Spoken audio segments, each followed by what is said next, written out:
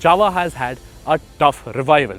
Ever since the brand was reintroduced 5 years ago, it received such sheer euphoria that it was too much for the company to handle itself, and hence the customers were left a little unhappy, and even the products had their own shortcomings. Now, with new rivals bringing in more firepower and substance, Jawa's Jawa had to undergo a massive shakeup. So the bike today that we have is the new Jawa 350.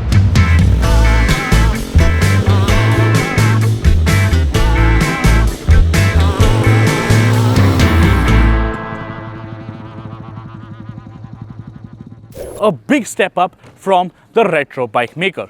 But is it a step in the right direction? And more so, as Jawa finally made the retro motorcycle to take on its segment rivals properly.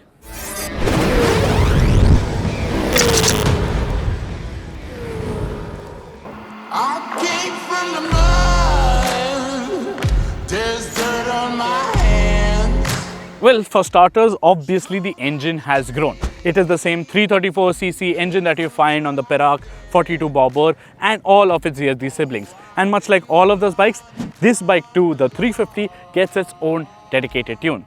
And it might just be my new favorite because of the great rideability that it offers without compromising that much on the spirited characteristics that Jawa motorcycles are known for. Try to catch me howling at the moon.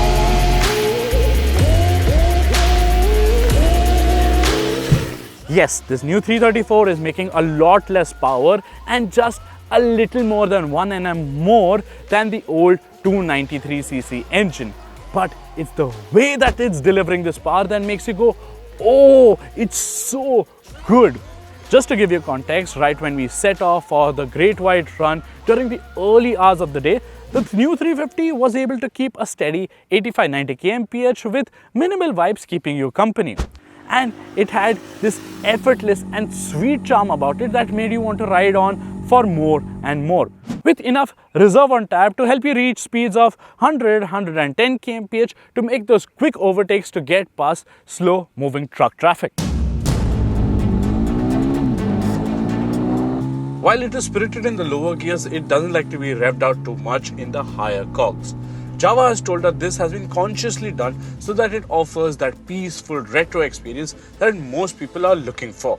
So while it quickly gets up to highway speeds, it isn't agitated or shouty while holding a steady pace. If you do start to push it beyond 100 kmph is when the motor shows discomfort and the vibrations become harsher. So take a chill pill and relax at 90, like a roadster of this category should. No false identity crisis here of being a rev-happy street bike in a retro body. And there's a lovely new soundtrack to accompany. Just might be a new favorite of mine in the making. Just listen to it.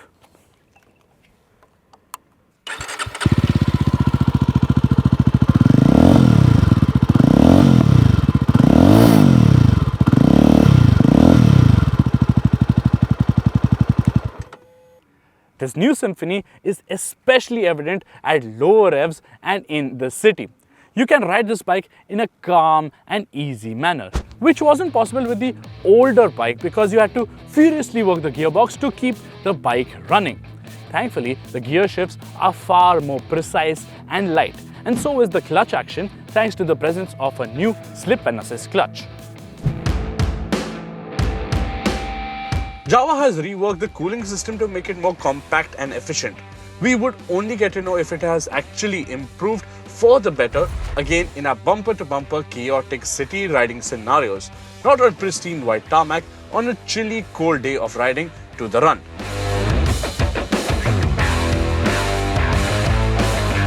What is enhancing your sense of chill is just how you sit on the new 350. So Jawa has done some major reworking on the chassis, including raising it up a fair bit. Even the subframe has undergone some massive changes. So the seat height now stands at 790 mm. The controls are raised, are wider and pull closer to the rider. So your upper body stance is fairly relaxed and with less stress on your shoulders. The only thing that Jawa didn't change, and I wish they did, was the footpeg position. currently in this form, it feels a little cramped for taller or larger riders. If only this foot peg position was moved by a couple of inches ahead, it would be a rather nice, relaxed roadster riding stance. But credit to Jawa, the seat cushioning is thicker and supports your bottom in a nicer manner on long rides. Even the pillion space is larger and wider, and we did take a fellow journo friend of ours for a short spin. But a thorough pillion test will only take place once we get the bike for a longer duration.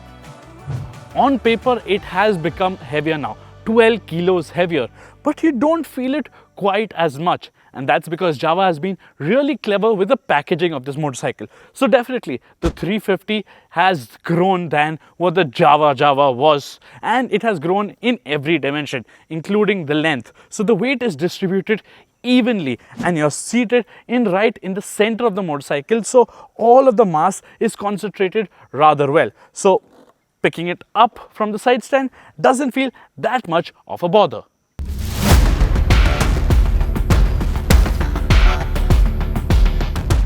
Now, one of the biggest complaints with the old Jawa was its ground clearance, which was fairly low, and it would end up scraping its belly on even the smallest of speed breakers. Well, that issue seems to have been solved because the entire chassis has been raised along with longer suspension at both ends. So the ground clearance is now 178 mm, and even going over the sharpest or the tallest of speed humps, never did it scrape its belly. So well done, Jawa engineers.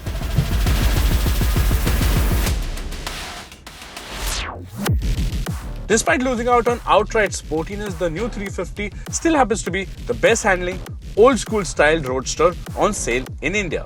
The new chassis is still quite competent, and the new suspension tune and wider tires allow for better mid-corner bump stabilization, lending you a far more composed ride. More so, Jawa has increased the suspension travel at both ends. The ride isn't supple, but pliant.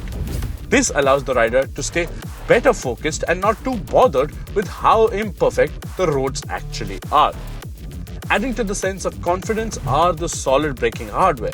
The 350 stops rather well, no nostalgic feeling here whatsoever. Jawas have always been capable handlers, but it's the build, fit, finish and packaging that has let them down in the past.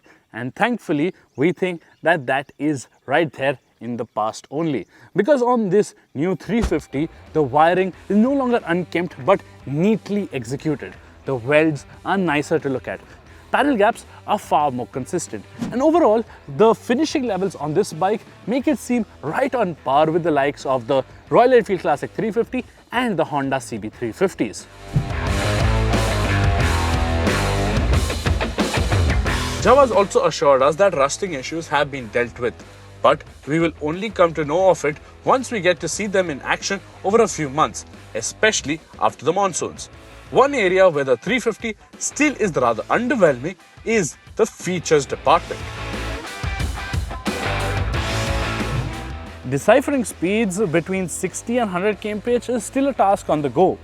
You only get an odometer and 2 trip meters, and there's no other data, connectivity features or turn-by-turn navigation to speak of. There's no USB charging here as well.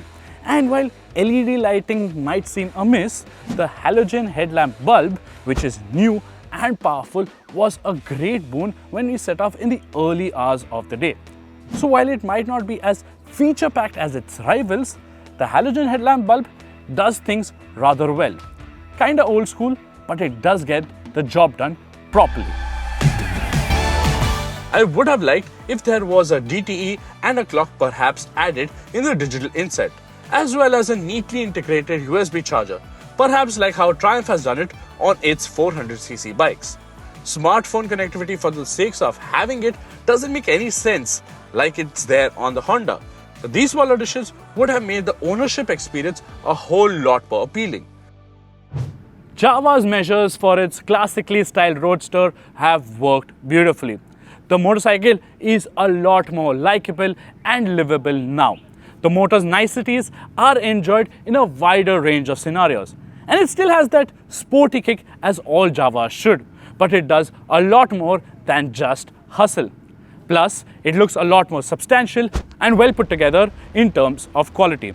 So, shelling out rupees 2.15 lakh ex showroom doesn't feel that much of a compromise. The only thing that still remains is for Jawa to improve the after sales experience, which is where Jawa has faced a lot of criticism in the past and customers have been put off from the brand. So to regain their trust is going to be a big exercise for them. But currently, whatever we experienced on the ride, we can say that the company is moving in the right direction. And it is certainly a great challenger. And that's not only great for Jawa, but also for classic legends as a whole. As for, is it the best in the class?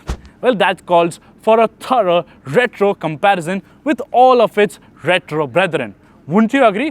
What would you like us to cover in that comparison video whenever we do so in the near future? Do let us know in the comments below. Don't forget to like and share this video, subscribe to our channel, hit the bell notification icon, follow us on our various social media pages where we continue to bring more interesting content. And lastly, please stay safe when you're out riding. Always wear a helmet and stay geared up.